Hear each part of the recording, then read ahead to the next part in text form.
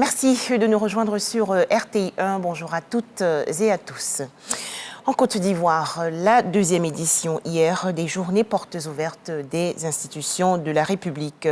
Cérémonie présidée par le vice-président de la République dans la commune de Cocody.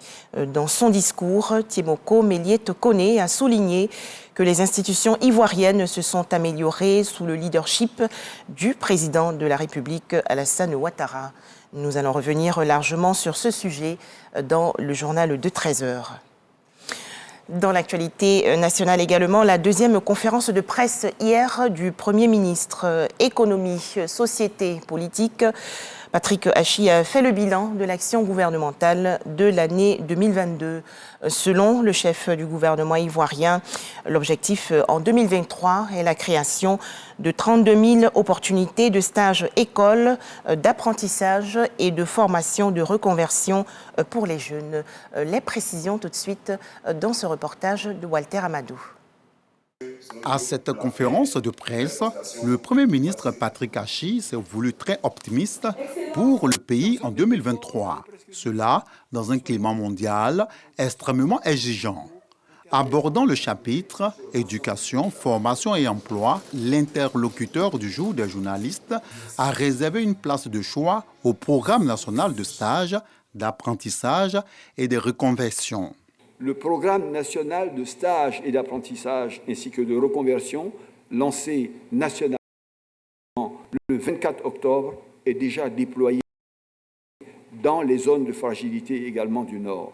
Il proposera sur l'année près de 32 000 opportunités de stage école sur l'ensemble du territoire en termes de formation, d'apprentissage ou de reconversion. Ce programme, dont 1159 jeunes sont déjà bénéficiaires, le chef du gouvernement a également mentionné la construction de 9 centres de formation et autant d'agropoles sur l'ensemble du territoire national.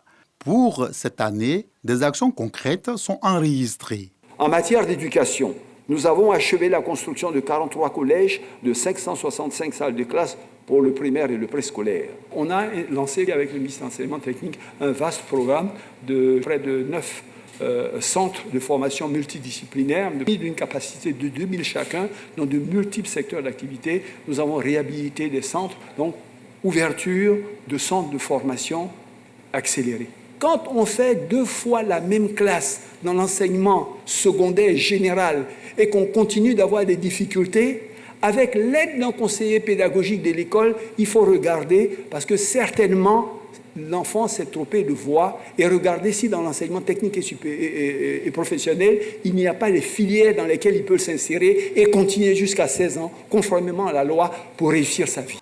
Au niveau scolaire, 5 millions de kits ont été distribués en ce qui concerne la promotion de l'emploi décent. Le Premier ministre a précisé que 22 projets collectifs portés par des groupements ont été transmis pour financement avec un impact de 1847 emplois directs. Toutes ces actions laissent entrevoir des perspectives meilleures pour une jeunesse ivoirienne davantage compétitive et autonome au plan socio-économique. En image, direction la région du Zanzan, dans le nord-est du pays. Le ministre-gouverneur du district du Zanzan, Souleymane Touré, a rencontré récemment les chefs de canton du département de Kounfao. Des prières ont été dites pour accompagner le ministre-gouverneur du district autonome du Zanzan dans sa mission. Toujours en image, l'actualité hors de chez nous. Bilan revu à la hausse en Indonésie. Au moins 162 personnes sont mortes et des centaines ont été blessées dans un tremblement de terre hier sur l'île de Java. Le bilan précédent présenté faisait état de 56 morts et plus de 700 blessés. On dénombre également plus de 2000 maisons et bâtiments endommagés. Enfin, l'Ukraine dit avoir découvert 4 sites de torture utilisés par l'armée russe à Kherson. On le sait, la ville de Kherson, dans le sud ukrainien, a été libérée le 11 novembre dernier, après 8 mois d'occupation russe. Voilà, merci de nous avoir suivis. Plus de détails dans le journal de 13h.